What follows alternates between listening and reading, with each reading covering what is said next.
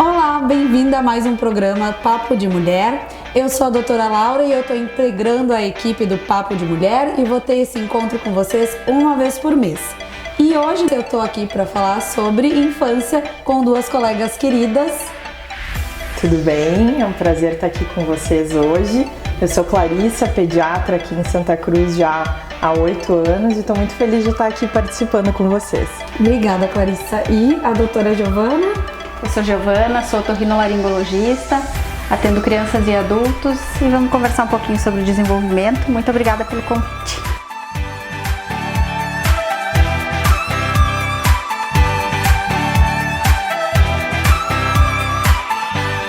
Tá, meninas, obrigada pela presença. Clarissa, vamos começar falando sobre o acompanhamento inicial dos primeiros anos de vida da criança. Como é que funciona isso?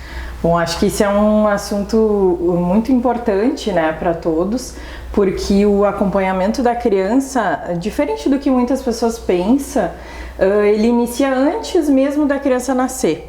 Então o pediatra ele já pode fazer um acompanhamento pré-natal, ou seja, uma consulta pré-natal para programar o nascimento dessa criança e depois ele segue acompanhando, né? Então mensalmente nos primeiros meses, depois vai espaçando. E esse acompanhamento é super importante. Clarissa, me diz uma coisa, quando na gestação que os pais têm que começar a se preocupar com a consulta pediátrica? Então, a consulta pediátrica pré-natal, ela deve ser feita, se recomenda que seja feita no último trimestre. Então, no finalzinho da gestação, os últimos 3 meses, né? Para ter o contato com o pediatra, para conhecer se a gestação é de risco, se teve algum problema e programar, assim, um nascimento e um desenvolvimento saudáveis. Certo. E aí depois, o que seria, assim, a frequência ideal para os pais levarem a criança no pediatra fora daqueles períodos, assim, que tá doente, sem ser por doença? Para fazer esse acompanhamento. Perfeito, essa pergunta é também muito legal, porque muitos pais acham que a criança só deve ir ao pediatra quando está doente ou quando tem algum problema ou dúvida. E na verdade não, existe uma coisa chamada puericultura, que é exatamente nesses atendimentos, que por exemplo no primeiro ano de vida elas são mensais até o 6º mês e depois a cada 3 meses até 1 ano e depois segue com uma frequência também relativamente curta para fazer o acompanhamento do crescimento, desenvolvimento, nutrição e tudo que envolve o mundo da criança. Certo. Hoje em dia tem muito a questão assim de tablets, smartphones e a exposição das crianças cada vez mais precoce a essas tecnologias, né? O que é a recomendação dos pediatras com relação a isso e o que isso pode trazer de problemas no desenvolvimento da criança? Então, assim, a recomendação da Sociedade Brasileira de Pediatria, que se embasa principalmente na Academia Americana de Pediatria, é que a criança esteja longe das telas, ou seja, sem nenhum contato com tela, até os 2 anos de idade. Então já temos um problema, né? Porque o que a gente mais vê é crianças pequenas assistindo toda hora tablets e celulares. Para vocês terem ideia, a partir dos 2 anos, então dos 2 aos 5, o recomendável é no máximo 1 hora de tela. E quando a gente fala em tela, não é só televisão. Isso inclui computador, smartphone, tablet, enfim. Pois é. E como é que, assim, tu aborda com os pais? Porque hoje em dia é difícil muitas vezes impor esse limite, né? Porque todos os coleguinhas, quando já tá na escola, estão expostos a isso. Ou muitas vezes os pais estão fora de casa e não tem outra forma de entreter a criança. Como é que funciona isso, essa negociação? Então, acho que o mais importante é, claro, individualizar, né, conhecer cada família, explicar o que é recomendado e eu sempre falo assim que os excessos é que não são bons, né? A gente tem que tentar o meio termo, tentar o bom senso. Então, assim, uma coisa que não é boa, isso é muito focado nessa, é uma diretriz que saiu da Sociedade Brasileira de Pediatria, é não colocar, por exemplo, o smartphone ou o tablet para a criança no momento da refeição, que é um momento tão importante, né, para essa criança se nutrir bem, para o contato dela com a família. Então, tem alguns limites que a gente tenta, de acordo com a família, chegar mais próximo dessa recomendação. E a gente estava conversando antes de gravar também sobre alguns atrasos no desenvolvimento que podem vir em decorrência da exposição excessiva às telas, né? E aí tu estava comentando atrasos no contato social, como é que funciona isso? Exato. Então, assim, tem muito estudo ainda sendo feito, né, sobre a influência das telas no desenvolvimento da criança. Mas já se percebe, se sabe que isso pode trazer um atraso de desenvolvimento, atraso na fala, atraso na socialização e em diversas áreas do desenvolvimento neuropsicomotor que a gente chama da criança. Então, é muito importante que os pais atentem a isso e tentem reduzir cada vez mais. O que eu acho que a gente tem que voltar para aquele período em que o pai, a mãe, enfim, quando a gente fala pai é a figura de quem cuida da criança, né? Sente com a criança no chão, brinque, não necessariamente com brinquedos caros ou coisa assim, na verdade até menos, né? Quanto mais a criança se envolver até na construção do brinquedo, melhor vai ser, mais interação ela vai ter com a família, afeto, desenvolvimento de afeto, que é uma coisa que também é desenvolvida, né? Então, brincar, estar com a criança sem precisar ter uma tela por perto. Certo. Giovana, a gente falou ali sobre desenvolvimento da fala. Tu chega a receber no consultório atrasos no desenvolvimento de fala, de audição? Tu vê alguma relação nos teus casos? Como é que é? Bastante. Principalmente os pacientes vêm encaminhados dos colegas pediatras ou então vêm da escola. É aquela criança que não fala o que deveria falar ou ela não está se desenvolvendo tanto quanto ela deveria estar se desenvolvendo.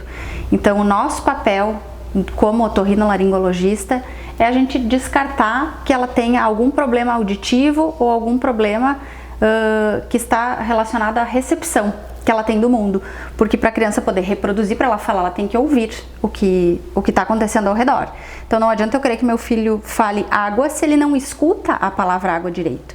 E aí que entra a minha especialidade. Isso é bem interessante, porque a gente tem o teste da orelhinha, né? O teste da orelhinha é feito em que idade? O teste da orelhinha é feito logo ao nascimento. Idealmente ele tem que ser feito dentro da maternidade até.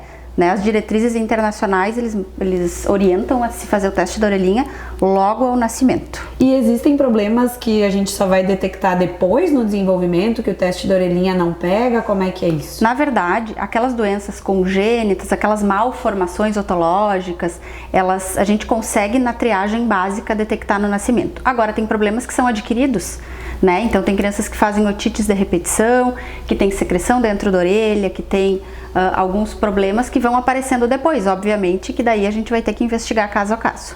E o que seriam, assim, sinais de que a criança pode não estar ouvindo direito? Bom, tu já falaste que é não falar as coisas direito, Isso. né? Principal queixa dos pais, ele aumenta o volume da televisão, né? Ele tá ali vendo, ou tá no celular, ou tá no tablet, e ele aumenta muito, eles falam, doutor, ele aumenta muito, eu vou lá embaixo, ele vai lá e aumenta. Então isso é um sinal de alerta bem importante. Outro sinal de alerta são as professoras, a reclamação dos professores, ele senta bem na frente, ele não presta atenção. Então tem muito pseudo-diagnóstico de, deve ser autista, ou né, tem algum transtorno de atenção. A família e parentes acabam que já achando vai que são taxando a criança psiquiátricos. Exatamente. E na verdade é um problema de audição. E na verdade é um problema de audição. Talvez a criança não esteja ouvindo o que eu estou falando, né? Então ela não tem como reproduzir, ou ela não tem como prestar atenção se ela não está recebendo aquela informação. Tá e certo. é importante a gente fazer essa triagem. Perfeito. Bom, gente, o papo tá bom, mas a gente vai fazer uma pausa por intervalo e já voltamos. O Sesc tem muitos jeitos para você ser feliz. Academia, escola de educação infantil, odontologia, nutrição, turismo, maturidade ativa, esporte, biblioteca, recreação, iniciação esportiva e cultura. Sesc, a força do sistema Fê Comércio ao seu lado. Rua Ernesto Alves, 1042, fone 3713-3222. A nova linha Nativa Spa tem 10 vezes mais quinoa. Pra que tanta? Para as mulheres não terem vergonha de usar 10 vezes mais biquíni. Abusar do decote 10 vezes mais. Pra ter uma senhora autoestima. Nova linha Nativa Spa Quinoa. Pele mais firme e nutrida com 10 vezes mais quinoa. Quinoa é Nativa Spa. Nativa Spa é o Boticário.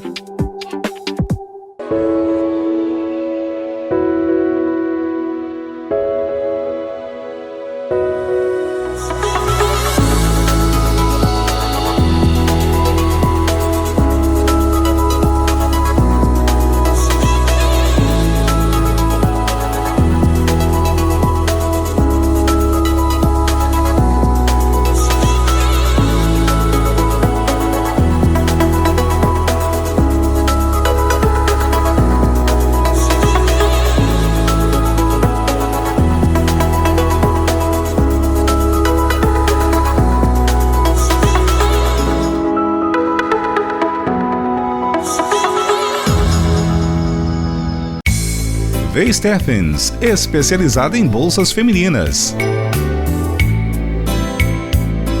Agora com bolsas e chinelos da coleção Ana Hickman.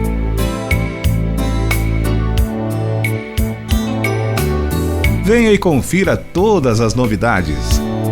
V. Stephens, no centro da cidade, Marechal Deodoro 638, ao lado do Dom Alberto.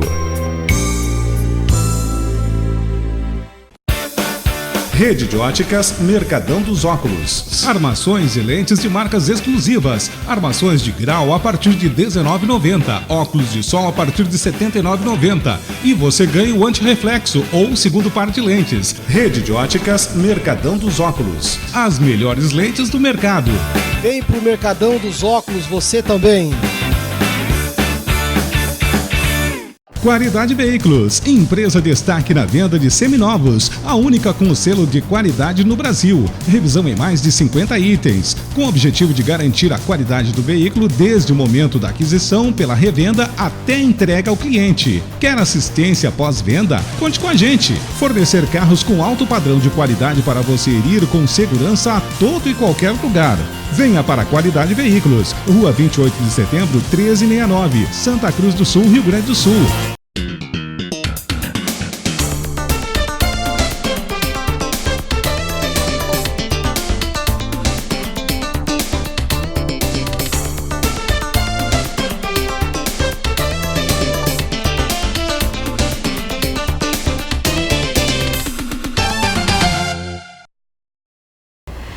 Bem-vindos de volta. A gente estava agora nos bastidores falando um pouquinho mais sobre os problemas do desenvolvimento desencadeados pelo justamente excesso de estímulo de telas, tablets, computadores e em geral. Clarissa, tu estava falando sobre a questão do desenvolvimento, né? Quais são os problemas do desenvolvimento que têm sido elucidados com as novas pesquisas sobre o assunto? Então, assim, tem muita pesquisa, né, sobre o que o excesso, e isso é bom que fique bem entendido, então é o excesso do uso das telas, é claro que a tecnologia vem para nos ajudar, né? Mas o excesso de uso de telas em criança pode alterar o desenvolvimento, inclusive assim, principalmente na linguagem, que a gente estava falando então com a Giovana, questão de linguagem, no raciocínio, então já tem alguns estudos que falam que as crianças com tempo, por exemplo, posterior a 2 horas de tela, teriam uma dificuldade maior de raciocínio. E uma coisa que eu acho super interessante e preocupante é que por esse comportamento excessivo do uso de telas, eles têm associado já isso a comportamentos compulsivos. E isso poderia, claro, ainda são teorias, gerar um comportamento compulsivo que lá na adolescência pode levar essa criança a abuso de substâncias, drogas, álcool, enfim, né? E o exemplo que a Gil estava falando. Eu acho que o mais importante também, a gente sabe que pais moldam, né? A criança é aquela pequena criatura, aquela esponja, né, que está aprendendo tudo que está ao seu redor. Então, se a gente quer educar ela de modo a não ser viciada ou a não ficar sempre na tela, é muito importante que os pais deem um exemplo. É verdade. Né? A gente sabe que trabalhando e tudo mais, talvez em casa seja aquele momento que a gente tem para sentar e olhar e responder e-mail e responder mensagem, mas acho que o momento com a criança é bastante importante deixar um pouquinho de lado. Os pais também têm que se colocar talvez um limite, né, para não dar esse exemplo, inclusive quando estão na frente das crianças e principalmente. Mas agora também, além do mês da criança, é um mês de primavera, né, e a gente sabe que as doenças respiratórias afloram, as rinites em geral. E a gente sabe também que isso pode estar ligado a problemas do desenvolvimento, né, Giovana? Exatamente. Uma criança que não respira bem é uma criança que não dorme bem. E a gente sabe que o sono ele é um momento extremamente importante do desenvolvimento. Ao contrário do que se pensava antigamente, que o sono era um momento em que se desligava tudo, hoje em dia se sabe que não.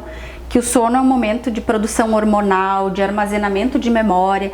Então o sono é um momento muito importante. E ter qualidade do sono depende de eu respirar bem pelo nariz, certo? O ideal é que a gente respire pelo nariz. O lugar que foi feito para a gente respirar é o nariz.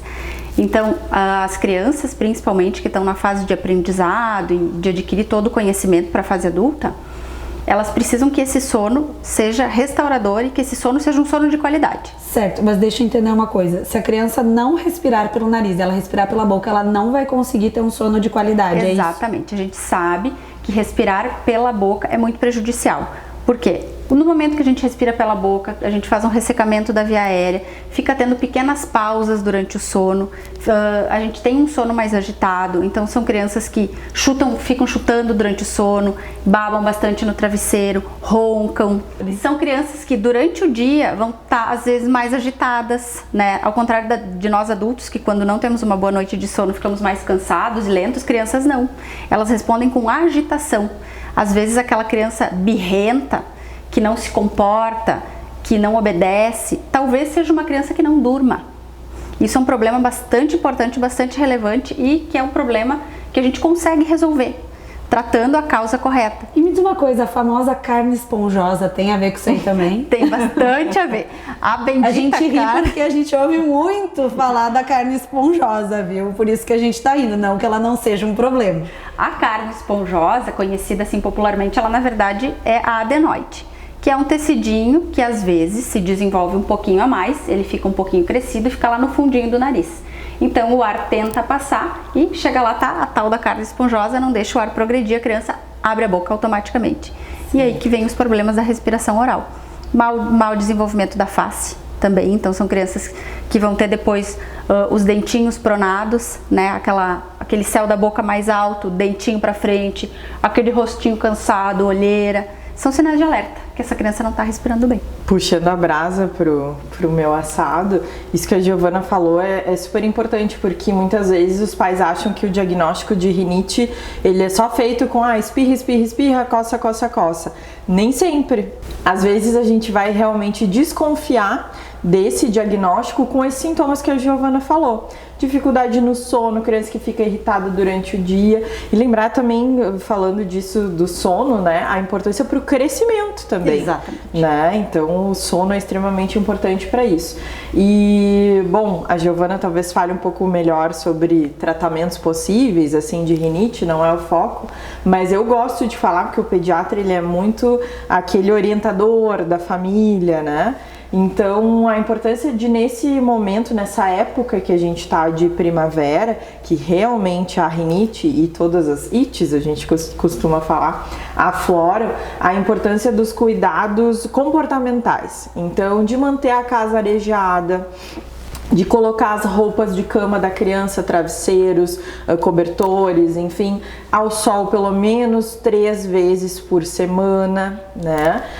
De manter os animais de preferência longe do quarto da criança. Então ninguém tá dizendo que não é para ter bichinho. Não, pode ter bichinho. Mas não precisa dormir com o bichinho. Exatamente. O bichinho é ótimo para o desenvolvimento, para tudo da criança, mas não dormir. Até para minha área, no caso de pele, também é uma época que sem esses cuidados, as crianças mais alérgicas, elas acabam desenvolvendo aquelas dermatites, aquela coceira por todo o corpo, né? Aquelas áreas mais grossas de pele. Então tudo isso pode ser evitado ou pelo menos amenizado com alguns desses cuidados, né? No caso da minha área ainda a questão dos sabonetes, evitar o uso de sabonetes, evitar o uso de esponjas, tudo que vai tirar a proteção da pele, a gente também evita nessa época do ano.